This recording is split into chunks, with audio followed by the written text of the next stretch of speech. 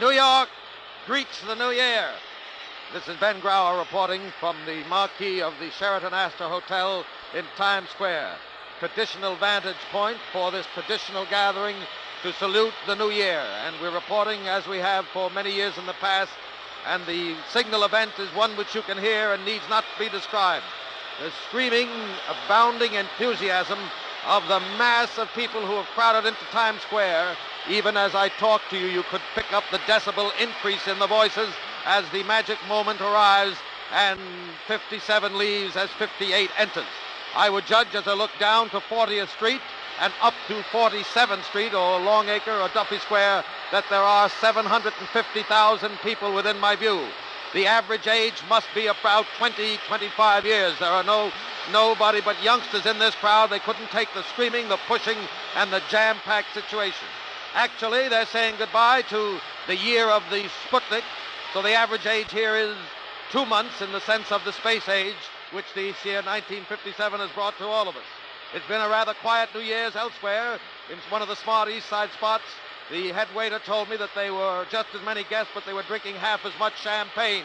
There's a light drizzle here in Times Square, as there is in the central part of New York City, but it doesn't diminish the ardor and enthusiasm of this crowd of youngsters, which is ready, as they always are through the history of the world, for any adventure. They're eager now for the adventure promised by that magic moment when the ball on the top of the Times Square building, the New York Times building, descends in a blaze of glory. It's starting to move. There's 10 seconds to go. You can hear the crowd picking up.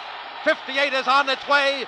5, 4, 3, 2, 1. The ball is starting to slide down the flagpole, and it's the signal that 58 is here.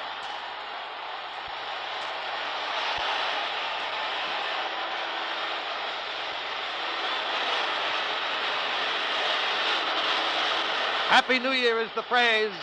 Kisses and maudlin shoving and happy embraces in the crowd below us and all across the land within the sound of my voice.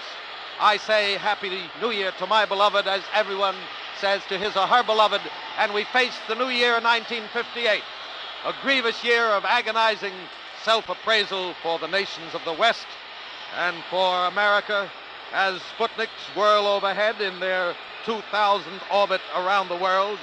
As the year 1957 departs, there is no sign of anything but jubilation here in this crowd. Now I see some of the youngsters have jumped up on one of the traffic signs.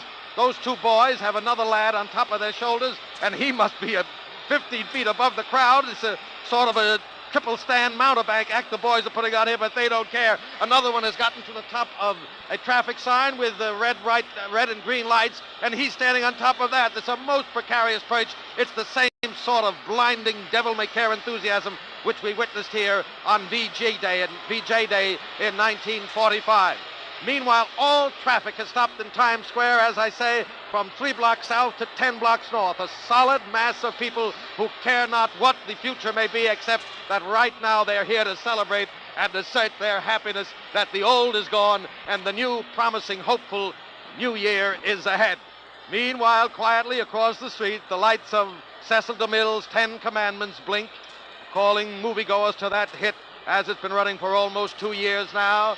Down below in the other theaters, the lights are flashing, and up above the Great White Way will be luring the visitors to New York and those New Yorkers themselves who penetrate to this center of the city. All signs of the continuation of those parts of our national life that Times Square speaks of. Across the land, with the sweep of the sun and the time zones, there'll be other celebrations, just as there are now already 6 hours of 1958 in Europe, and a giant firecracker was set off by someone right below us, and 2 or 3 people have fallen back in dismay. A girl is rubbing her burned, singed knee, but it's only part of the fun in Times Square. This is Ben Grauer reporting from the marquee of the Sheraton Astor Hotel, trying to be heard above the enormous din of this crowd. NBC now continues its 1958 edition of the great New Year's Eve All-Star Parade of Bands. 4 more hours of the nation's top performers, plus visits to Baden-Baden and Germany for the Eddie Sauter Orchestra, to England for Big Ben and the Ted Heath Orchestra, music from behind the Iron Curtain, yes, at a Moscow cafe. It's a magic carpet around the world on NBC tonight. Right now, we have a table for you at the jazz corner of the world. So from Times Square, we say so long and take you to New York's famous Birdland for the one and only Count Basie.